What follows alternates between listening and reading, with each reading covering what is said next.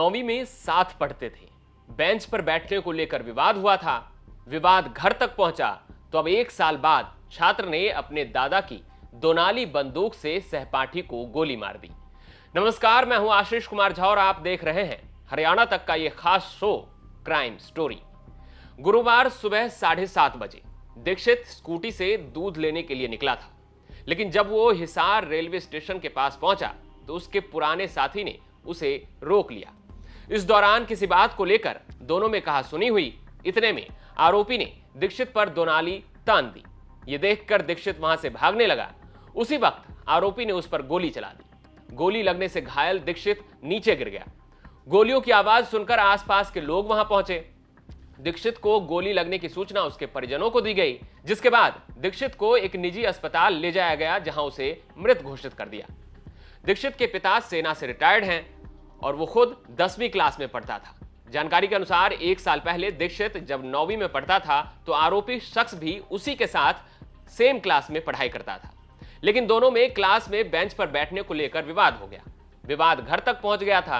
दीक्षित के परिजन कई बार आरोपी के घर पर शिकायत भी कर चुके थे। इसके बाद भी आरोपी दीक्षित से रंजिश रखता था। बार बार हो रही शिकायत से तंग आकर आरोपी के परिजनों ने उसका स्कूल बदलवा दिया, लेकिन इसके बावजूद भी दीक्षित से बदला लेने की फिराक में आरोपी था। हाल ही में आरोपी ने अपने दादा की मोबाइल से दीक्षित को फोन किया, लेकिन वो कॉल किसी ने रिसीव नहीं किया। थोड़ी देर बाद दीक्षित ने जब ये देखा तो उस नंबर पर वो कॉल बैक किया तो आरोपी ने कहा था, तुझसे मिलना है, आज तुझे बताता हूं। दीक्षित ने यह बात अपनी मां को बताया।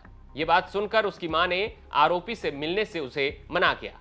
इसके बाद जब गुरुवार को दीक्षित दूध लेने घर से निकला तो उसे आरोपी ने रोक लिया। इस दौरान आरोपी के पास उसके दादा की लाइसेंसी बंदूक थी, जिससे उसने दीक्षित पर फायर कर दिया। सर, मामले में अभी तक क्या कुछ जानकारी प्राप्त हुई है?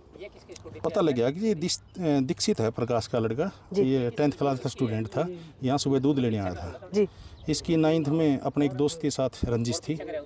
आज सुबह ये दूध लेने आया तो दूसरे लड़के ने पीछा किया और यहाँ आके झाड़ियों में गोली मार दी। सर, मामले में अभी तक क्या कुछ जानकारी प्राप्त हुई है? पता लग गया कि ये दीक्षित है, प्रकाश का लड़का। ये 10th क्लास का स्टूडेंट था। यहाँ सुबह दूध लेने आया था जी। इसकी 9th में अपने एक दोस्त के साथ रंजिश थी। आज सुबह ये दूध लेने आया तो दूसरे लड़के ने पीछा किया और यहाँ आके झाड़ियों में गोली मार दी। आरोपी के दादा सेना से रिटायर्ड हैं और वो अभी एक बैंक में गार्ड का काम करते हैं। आरोपी के दादा अपनी लाइसेंसी बंदूक अपने पास रखकर ही सोते थे।